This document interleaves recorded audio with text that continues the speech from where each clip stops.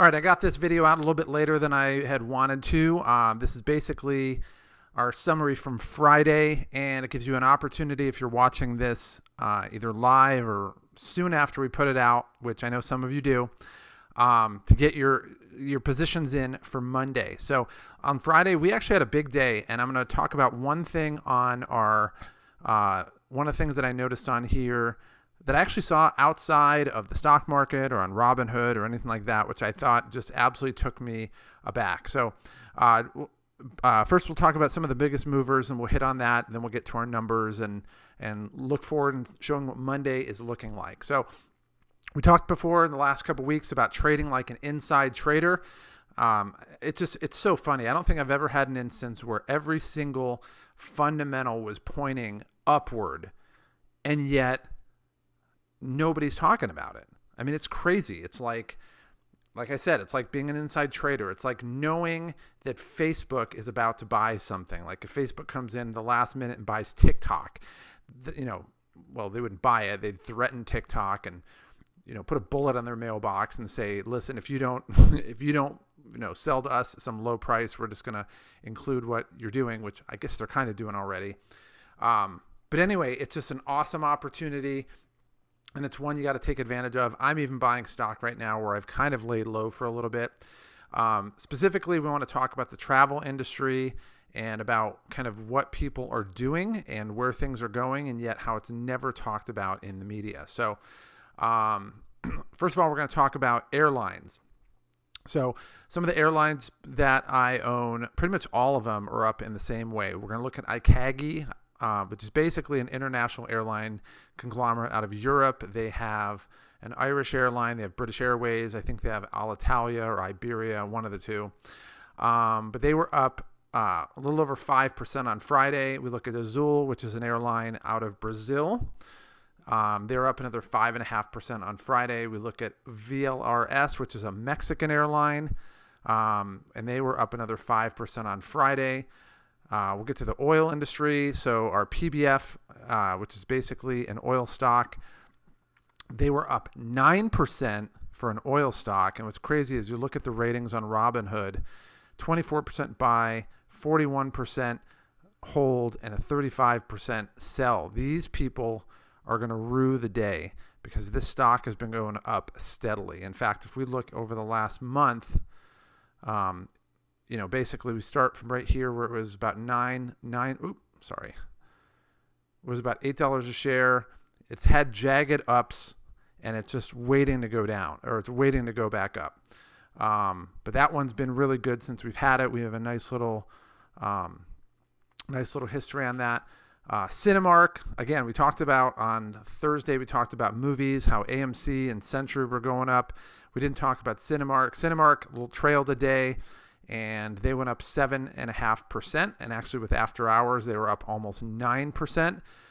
People are going to the movies. Movies are opening up. People are going back to what they talked about. Now, I want to say it was in April, maybe March, people talked about, quote, the new normal and how things were always going to be different. In fact, I had a conversation with a family member today about that, and they were talking about how like all jobs were going to be remote. And I'm like, no, you got to understand, there's no such thing as a new normal. People will always go back to what worked for them. Companies are, I told them, I said, when I was in corporate America, I had staff in multiple states, and we had people that asked if they could work from home, and we always told them no.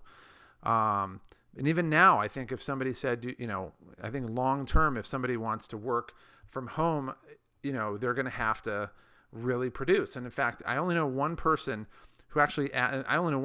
ever who asked to work from home and they got granted it. And so they basically, the people that they work for said, okay, you could work from home, but you have to hit this crazy number and keep up that number. Otherwise you got to come back in the office. And so that's what he did. Hit the crazy number, got to work from home. And I talked to him and he's like, yeah, like I'm working from home, but don't think that I'm slacking off, because if I don't hit that number, I'm going to lose this privilege. So, people are going to go back to what they did before.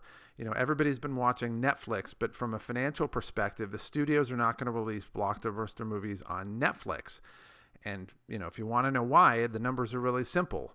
If you're going to spend $200 million on a movie, you release it to the cinema, it costs an average, let's say $18 a ticket to go see the movie. You take two people there. Sometimes there's more, but let's say you take two people there, you get food.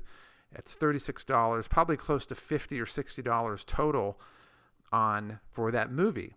And so you take that same situation and you put it on Netflix or Amazon Prime or Hulu or whatever, and you ask the same person, would you spend $60 to watch this movie at home? And the answer is always a resounding no. They'll spend $5, $7, but they're not going to spend 60, which means the theaters, the studios are not going to do that. It doesn't make sense. They're holding movies back right now. I mean, there is a backlog of blockbuster movies that were supposed to come out this summer that aren't going to be released until either later in the year or like Christmas or even probably next summer. So this is a class of stock that if you don't invest in, you better have something better, because this is a segment of the economy that is poised to go up. And if we look over it over the last month, it was down here. Let's in fact go 3 months. We had, that was the June bump. Let's go back to a year. So they were up here. The Corona crash hit. We had our June bump. All the protests hit right around here.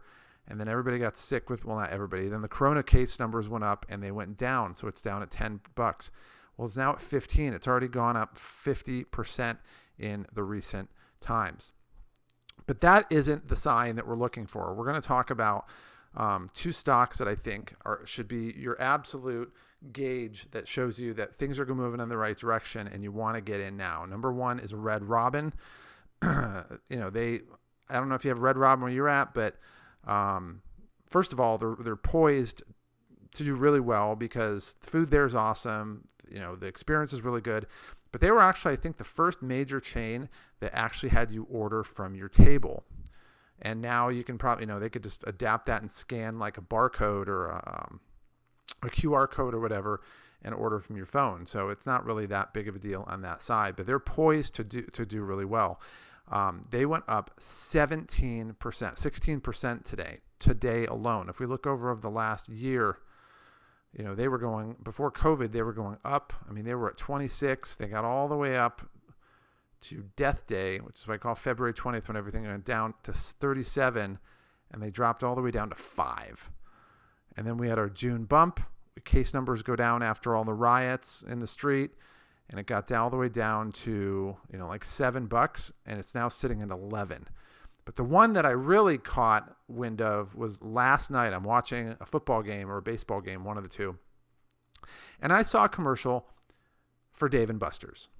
Now, Dave & Buster's, you'd think, is like the stock you want to stay away from. It's like, all right, here's a place that is indoors, central air conditioning, people touching everything, breathing the same air, being in the same place for a long, extended period of time. I mean, that's like, if you're going to get sick with a really communicable disease, that's the place you're going to have it. And I hadn't heard anything from Dave & Buster's whatsoever. And yet I saw a series, not just one, but a series of advertisements for Dave & Buster's. And I think it was during the college football game yesterday. It was Austin.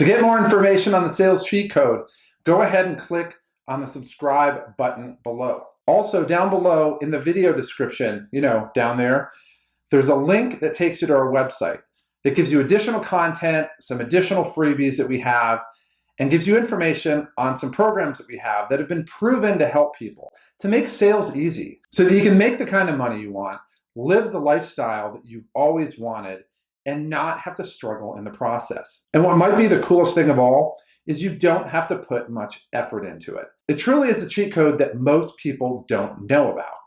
And it's a cheat code that can change your life today. So click on the link below and let me help you start to experience these results starting right now.